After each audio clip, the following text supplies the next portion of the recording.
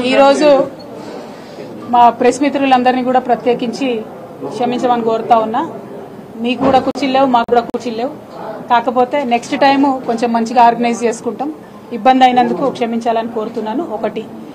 రెండు, మొదటి round table సమావేశం తెలంగాణ జాగృతి యునైటెడ్ పూలే ప్రింట్ ఆధ్వర్యంలో ఎప్పుడైతే మొదటి రౌండ్ టేబుల్ సమావేశం పెట్టామో బీసీల హక్కుల సాధన కోసం, అసెంబ్లీలో పూలే విగ్రహ సాధన కోసం, బీసీల విద్యా ఉద్యోగ రాజకీయ రిజర్వేషన్లు సాధించడం కోసం ఎప్పుడైతే మొదటి రౌండ్ టేబుల్ సమావేశం పెట్టినామో ఆనాడు మొక్కుకోవడం జరిగింది. ఎప్పుడైతే ఈ బిల్లులు అసెంబ్లీలో మండలిలో మన రాష్ట్రంలో పాస్ అవుతాయో ఆనాడు కొమరెల్లి మల్లన్న దగ్గరికి వచ్చి దర్శనం చేసుకుంటామని మొక్కుకోవడం జరిగింది. ఇవాళ ఆ మొక్కు చెల్లించుకోవడం కోసమని మరి యునైటెడ్ పూలే ప్రింట్ నాయకులు, తెలంగాణ జాగృతి నాయకులు అందరూ కూడా ఇక్కడికి రావడం జరిగింది. మరి బీఆర్ఎస్ పార్టీ నాయకులు రాష్ట్ర వ్యాప్తంగా ఈ బిల్లు సాధనలో వెన్నుదన్నుగా నిలిచినటువంటి వారందరూ కూడా మరి వచ్చి ఇక్కడ దర్శనం చేసుకోవడం జరిగింది. అదేవిధంగా స్థానిక జనగామ నియోజకవర్గానికి సంబంధించినటువంటి నాయకులు గౌరవనీయులు పెద్దలు ముత్తిరెడ్డి యాదగిరెడ్డి గారు, అట్లానే లోకల్గా ఉండేటటువంటి ప్రతి ఒక్క నాయకులందరికీ కూడా పేరు పేరున హృదయపూర్వకంగా నమస్కారాలు తెలియజేస్తా ఉన్నా. మీ అందరు కూడా ఈ సాధనలో సాయం చేసినందుకు మీకు నమస్కారాలు తెలియజేస్తున్నాం. ముందుగా ఇవాళ ప్రభుత్వాన్ని మేము కోరేది ఒకటే. ఫస్ట్ డిమాండ్ బహుజనులందరికీ కూడా ఈ భారతదేశంలో విముక్తి కలగాలని చెప్పి ప్రయత్నం చేసి బాబాసాహెబ్ అంబేద్కర్ గారికి కూడా స్ఫూర్తిదాయకంగా నిలిచినటువంటి మహనీయుడు జ్యోతిబా పూలే విగ్రహాన్ని ఎట్టి పరిస్థితుల్లో తెలంగాణ రాష్ట్ర అసెంబ్లీలో పెట్టాలనేటటువంటిది ప్రథమ డిమాండ్గా మేము ప్రభుత్వానికి తెలియజేస్తా ఉన్నాం. రెండవది, బీసీల ఉద్యమానికి తలొగ్గి మీరు మేనిఫెస్టోలో పెట్టినటువంటి 42% రిజర్వేషన్ బిల్ ఏదైతే అసెంబ్లీలో మండలిలో ప్రవేశపెట్టినారో దానికి అక్కడే ఆగకుండా నెక్స్ట్ అడుగు ఏదైతే ఉందో ఢిల్లీ వరకు వెళ్లి సాధించుకోవడానికి ప్రభుత్వం అన్ని విధాలుగా చిత్తశుద్ధితో ప్రయత్నం చేయాలని డిమాండ్ చేస్తూ ఉన్నాం. అంటే ఒకవేళ ఈ బిల్లు కోర్టులలో పడ్డా ప్రభుత్వం వెంటబడి బలంగా కొట్లాడాలి. రెండు, కేంద్ర ప్రభుత్వం ఈ బిల్లు ఇవ్వడంలో ఎటువంటి తాత్సరం చేసినా ఆ తాత్సరం జరగకుండా రాష్ట్ర ప్రభుత్వం చిత్తశుద్ధితో ప్రయత్నం చేయాలి. మూడు, భారతదేశంలో 50% పైచీలకు రిజర్వేషన్లు ఇచ్చేటటువంటి రాష్ట్రాలు మన తెలంగాణ రాష్ట్రంతో సహా దాదాపు 9-10 రాష్ట్రాలు ఉన్నాయి. ఎప్పుడైతే ఈడబ్ల్యూఎస్ రిజర్వేషన్ 10% ఇవ్వాలని కేంద్ర ప్రభుత్వం పార్లమెంట్లో చట్టం చేసిందో ఆనాటి నుండి ఈనాటి వరకు మన తెలంగాణ రాష్ట్రంలో కూడా 54% రిజర్వేషన్ ఇంప్లిమెంట్ అవుతున్నటువంటి విషయాన్ని ప్రభుత్వం గమనించుకొని మరి 50% అనేటటువంటి రిజర్వేషన్ అనే అడ్డంకి తొలగిపోయింది కాబట్టి సుప్రీంకోర్టు వరకైనా వెళ్లి బీసీల కోసం ఏదైతే మీరు 2 బిల్లులు ప్రవేశపెట్టారో ఆ 2 బిల్లులు కూడా సాధించుకోవడానికి ప్రయత్నం చేయాలి.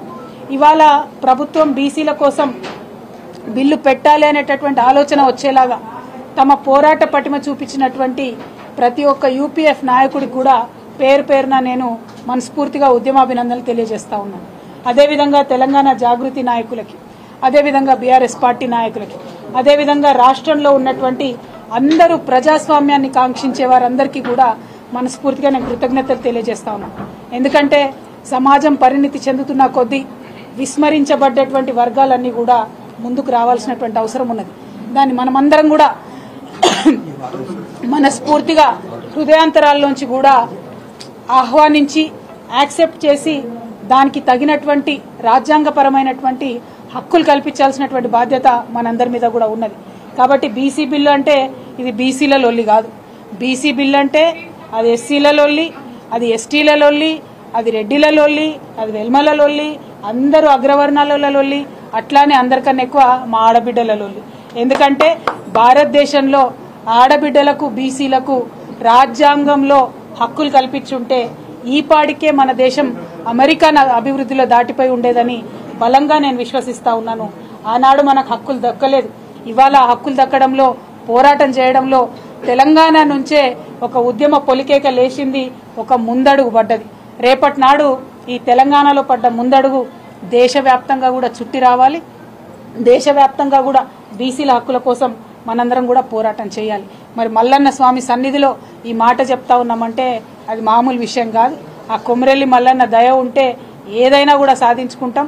మేము ఏనాడైతే ఫస్ట్ సభ పెట్టినామో ఆనాడే మొక్కుకున్నాం, అది సాధించుకున్నాం. మళ్ళీ ఇవాళ మొక్కుకొని పోతా ఉన్నాం.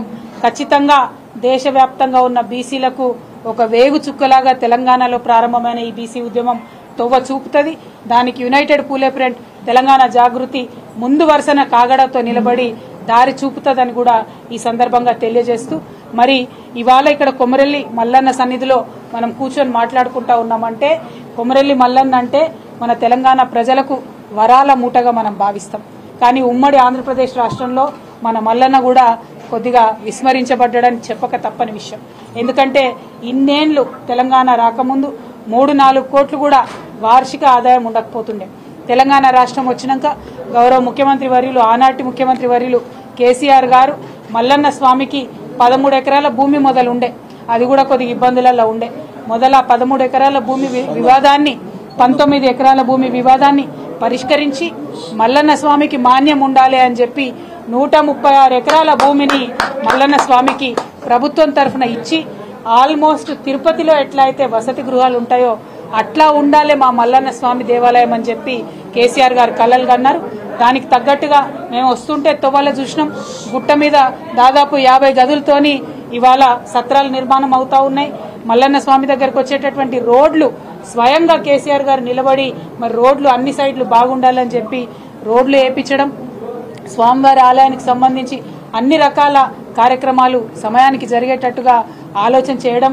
అందులో ప్రత్యేకించి మనం చూసుకుంటే ఇప్పుడు నేను చెప్పినట్టు 50 గదుల రూమ్లతో పాటు క్యూ కాంప్లెక్స్ భవనం 12 కోట్లతోని, పట్నాల మండపం 3.5 కోట్లతోని, పల్లమ్మ దేవాలయ మండపం 2 కోట్లతోని, సూదిమాను గుండు అట్లనే డమరుకం నేను చూసిన చీకట్ల రాలే, ఇప్పుడు వెలుతురులో కనబడతలేదు కానీ చీకట్ల చాలా బాగా కనబడుతుందట. ఆ డమరుకం నిర్మాణానికి 70 లక్షలు, దాసారం గుట్ట రోడ్డుకు 6 కోట్లు, దేవాలయం వద్ద సీసీ రోడ్లకు ఒక 3 కోట్లు, షాపింగ్ కాంప్లెక్స్ కి 20 గదులు ఒక 2 కోట్లతో నిర్మాణం, అట్లానే బుకింగ్ కౌంటరు లడ్డూ కొరకు ఒక 50 లక్షలతోని, రాజీవ్ రహదారి నుండి మన దేవాలయం వరకు డబుల్ రోడ్డు నిర్మాణం కోసం 13 కోట్లు, ఈ దేవాలయానికి వెండి దర్వాజాలు, అట్లానే మల్లికార్జున స్వామి వారికి బంగారు కిరీటం 1 కోటి రూపాయలతోని, అట్లానే 2014 నుండి 2023 వరకు పెట్టినటువంటి ఖర్చు మొత్తం ఆ మల్లన్న స్వామి దయ వల్ల ఆయన కేసీఆర్ గారితో పెట్టించుకున్న ఖర్చు 50 కోట్ల రూపాయలు అని చెప్పి ఈ సందర్భంగా నేను తెలియజేస్తా ఉన్నాను. అంతేకాదు మరి మా మల్లన్న స్వామి దయతో తెలంగాణ సుభిక్షంగా ఉండాలని చెప్పి తెలంగాణ రాష్ట్రానికి వరప్రదాయిని అయినటువంటి కాళేశ్వరంలో భాగమైనటువంటి మల్లన్న సాగర్ రిజర్వాయర్, అది ఎంత గొప్ప రిజర్వాయర్ అంటే world's largest man made reservoir కింద మనం చెప్పుకోవచ్చు. 90 టీఎంసీలతోని తెలంగాణ నెత్తి మీద నీటి కుండ పెట్టినట్టే ఉండేటటువంటి ఆ మహా పెద్ద రిజర్వాయర్ కి మల్లన్న పేరు పెట్టి మల్లన్న సాగర్ అని పేరు పెట్టుకోవడం జరిగింది. అట్లానే కొమరవెల్లి గ్రామం సపరేట్ గా ఈ కొమరవెల్లి ఒక మండలాన్ని గౌరవ ముఖ్యమంత్రి కేసీఆర్ గారు చేయడం జరిగింది. మరి రేపు పొద్దున డీలిమిటేషన్ అయితే కొమరవెల్లి ఒక సపరేట్ నియోజకవర్గం కూడా ఏర్పాటు అవుతుందని కూడా మనస్ఫూర్తిగా ఆనాడు కేసీఆర్ గారు ఆకాంక్షించడం కూడా జరిగింది. ఈ విధంగా మన తెలంగాణలో ఉన్నటువంటి మన వరాల మూట అయినటువంటి మల్లన్న దేవాలయానికి బీఆర్ఎస్ ప్రభుత్వం ఎంత చేయాలనో అంత చేసింది. ఇక ముందు కూడా మల్లన్న స్వామి దయ వల్ల తప్పకుండా వారి వైభవం అట్లనే కొనసాగాలని చెప్పి కొనసాగుతుందని నేను కోరుతా ఉన్నాను. మరి ఇవాళ మళ్ళీ ఒకసారి ఆ మల్లన్న స్వామి దయ వల్ల బీసీ బిల్లులు 2 కూడా అసెంబ్లీలో కౌన్సిల్లో పాస్ అయినాయి. ప్రభుత్వం ఎప్పుడైతే బిల్లు గురించి మాట్లాడిందో ఆనాడు కేవలం జాగృతి నాయకులు, యూపీఎఫ్ నాయకులు మాత్రమే మరి 1 కాదు 3 బిల్లులు పెట్టాలి, విద్యకు సపరేట్గా, ఉద్యోగానికి సపరేట్గా, రాజకీయ రిజర్వేషన్లు సపరేట్గా బిల్లులు పెట్టాలని కోరినాం. ప్రభుత్వం కూడా ఆలోచన చేసింది. మరి దాంట్లో న్యాయం ఉందనుకున్నారు, 2 బిల్లులు పెట్టినారు. విద్యా ఉద్యోగం కలిపి 1 బిల్లు, రాజకీయ రిజర్వేషన్లు కలిపి 1 బిల్లు.